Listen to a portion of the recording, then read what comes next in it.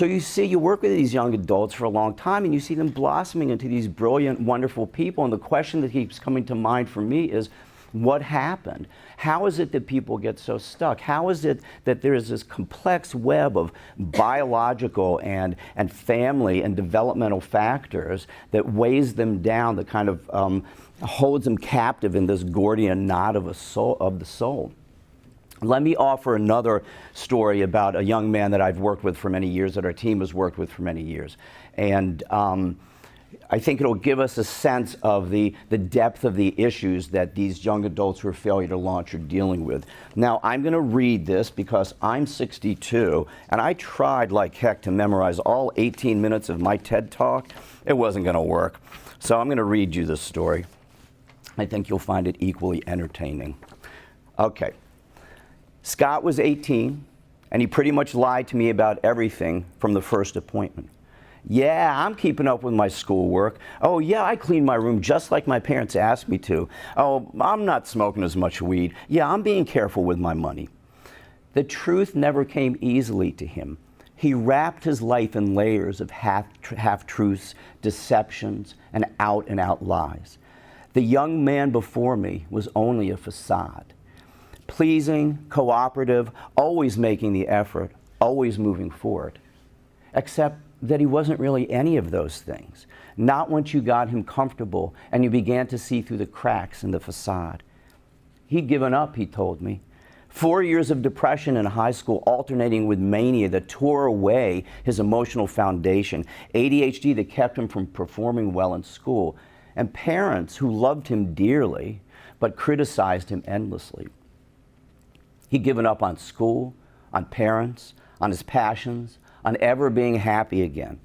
His thin veneer was all that was left, and for better or for worse, it was his badge of courage, his sign to the world that he still had what it took, and he clung to this shield like a warrior.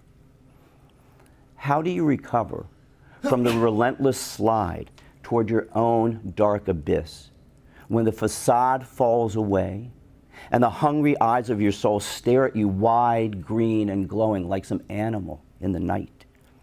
If he'd had just a bit more strength, some secret untapped reserve of light that he could have used to wash back his darkness, perhaps then he could have gathered the broken stones of his life and created a more worthy edifice. But he had nothing. Nothing but to watch helplessly as his life shattered, splintered crazily, the pieces spinning into chaos, the center gone. I saw him shortly after he'd gotten out of the hospital. He'd overdosed on Tylenol, and he'd come pretty near to dying. Not unlike others who had visited that very dark edge, he came back a changed person. Quiet and sure now, he'd given up the facile response, trading it for words that gave a truer measure of the reach of his soul's wisdom. What's different? I asked him. He told me how when he was on the psych ward, he'd noticed how the staff liked him, complimented him, pointed out his strengths. Surprised at first, it began to dawn on him that his soul was mirrored in the loving eyes of others. That behind the veneer, they saw not failure and shame, but a gentle, kind young man with an inner strength beyond what he'd ever imagined. Some may say that trying to kill oneself is the act of a coward, but how can any of us know what we would do when faced with the deep despair and repeated failure and grinding shame that he had in his life? In giving up, this young man did the only thing that he could do. He fell apart. He let go of everything. He gave himself over to a caring and a love that he'd been unable to find for himself.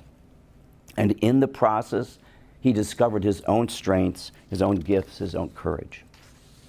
Now, what happened to Scott? Scott now works at Heron's Gate as a peer counselor with other young adults who are struggling to find their own paths with hope and light. The work is slow, it's hard, it's frustrating.